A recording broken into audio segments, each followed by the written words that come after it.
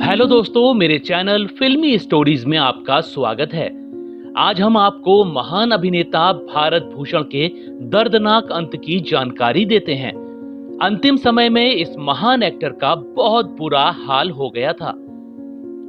Hindi cinema में 50 का दशक देवानंद, दिलीप कुमार और राज कपूर का हुआ करता था, लेकिन उनके दौर में एक अभिनेता अकेले ही तीनों एक्टरों को टक्कर दिया करता था। वो भारत भूषण थे, जिनको आप बैजू बावरा के रूप में जरूर जानते होंगे। यूपी के मेरठ में 14 जून 1920 को भारत भूषण भल्ला का जन्म हुआ था। उनके पिता एक बड़े वकील थे और जमींदार परिवार से ताल्लुक रखते थे। वो भारत भूषण को भी बड़ा वकील ही बनाना चाहते थे। इसी वजह से उन्होंने भारत भूषण को अलीगढ़ पढ़ने भेज दिया था। हालांकि भारत के दिल में तो हिंदी सिनेमा बसा हुआ था। बस फिर क्या था, जैसे ही इन्होंने ग्रेजुएशन पूरा किया, सीधे कलकत्ता चले गए।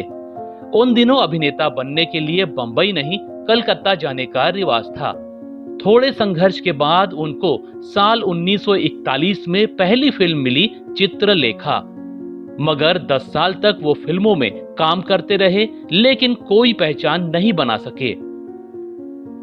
आखिरकार 1952 में आई एक फिल्म ने भारत भूषण को सुपरस्टार बना दिया। फिल्म थी बैजू बावरा और भारत ने टाइटल रोल किया था। फिल्म देखेंगे तो पता लगेगा कि यह फिल्म इसी अभिनेता के लिए बनी थी। मोहम्मद रफी की आवाज और भारत भूषण के अभिनय ने दर्शकों पर ऐसा जादू किया कि फिल्म रातों रात हिट हो गई। इसके बाद भारत भूषण की किस्मत ही चमक उठी। इन्होंने फिर आनंद मठ फिल्म की और वो भी हिट रही। फिर 1954 में श्री चैतन्य महाप्रभु फिल्म तो सुपर हिट साबित हुई और भारत भूषण ने फिल्म में अभिनय के लिए फिल्म फेयर अवार्ड भी जीत लिया। उनकी किस्मत साथ देती गई और 1956 में फिल्म बसंत बहार, 1960 में मधुबाला के साथ फिल्म बरसात की रात ने तो बॉक्स ऑफिस पर तहलका मचा दिया था। उनके कई गीत तो लोगों की जुबान पर चढ़े रहते थे।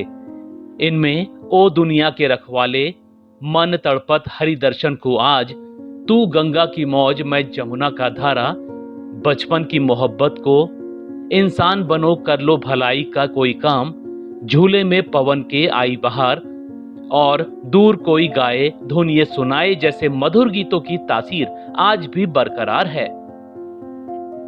सफलता के रथ पर सवार भारत भूषण उस जमाने के सबसे अमीर अभिनेता बन चुके थे। मुंबई में 3 बड़े बड़े बंगले और कई कारों के मालिक थे। अभिनेता ने 2 शादियां की थी। उनकी पहली पत्नी सरला थी, जिससे उनको 2 बेटियां अनुराधा और अपराजिता हुई। दूसरी बेटी के जन्म के समय सरला की मौत हो गई थी। बाद में उन्होंने रत्ना नाम की युवती से दूसरी शादी की थी।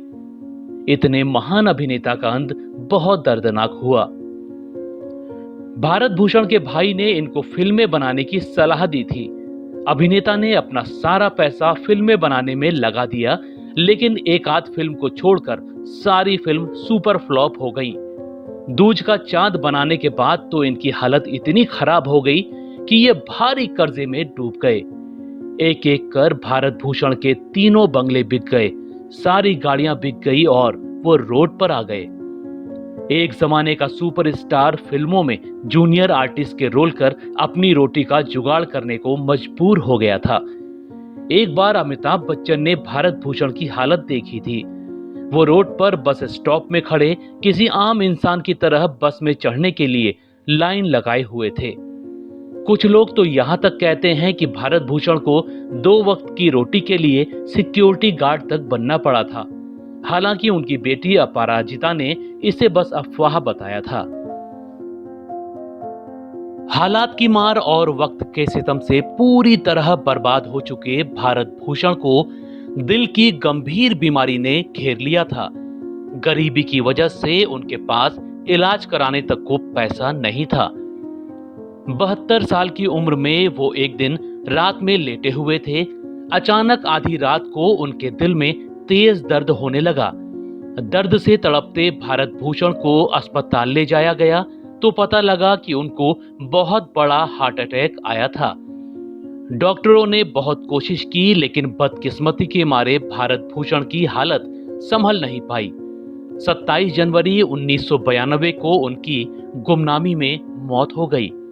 उनकी अर्थी को कंधा देने तक बॉलीवुड का कोई कलाकार नहीं आया था। दोस्तों, आपको भारत भूषण की कौन सी फिल्म याद है? हमें कमेंट में जरूर बताइएगा। ऐसी ही और स्टोरीज को जानने के लिए आप मेरे चैनल फिल्मी स्टोरीज को सब्सक्राइब भी कर सकते हैं। बस बेल आइकन दबाना मत भूलिएगा।